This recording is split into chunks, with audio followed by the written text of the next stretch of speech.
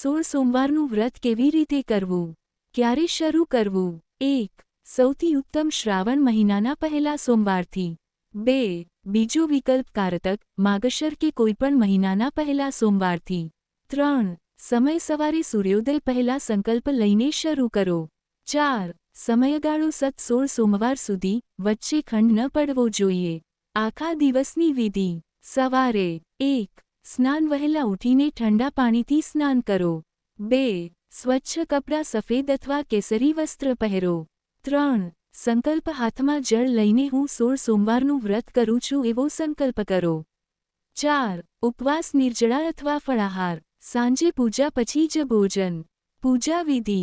1. શિવલિંગ સ્નાન જળ, દૂધ, દહીં, ઘી, મધ, ખાંડથી પંચામૃતથી અભિષેક કરો. 2. સામગ્રી ચઢાવો બીલીપત્ર, ધતુરા, આકડા, સફેદ ફૂલ, અક્ષત, ચંદન. 3. દીવો ધૂપ ઘીનો દીવો અને અગરબત્તી કરો. 4. મંત્ર જાપ. ઓમ નમઃ શિવાય 108 વાર. મહામૃત્યુંજય મંત્ર. શિવ ચાલીસા. 5. કથા 16 સોમવારની કથા વાંચો અથવા સાંભળો. સાંજે 1. મંદિર દર્શન શક્ય હોય તો શિવ મંદિરે જઈને દર્શન કરો. 2. ભોજન એક ટંક સાત્વિક ભોજન. સિંધવ મીઠું વાપરો. ડુંગળી લસણ નહીં. 3. પ્રસાદ ભગવાનને ધરાવીને જ પ્રસાદ લો. શું ખાઈ શકાય? ચાલે ફળો, દૂધ દહીં, સાબુદાણા, બટાકા, મખાના, સિંધવ મીઠું. ન ચાલે અનાજ, ડુંગળી લસણ, તામસિક ભોજન. ખાસ નિયમ. 1. સત્ય અને બ્રહ્મચર્યનું પાલન કરો. 2. ગુસ્સો અને ઝઘડો ન કરો.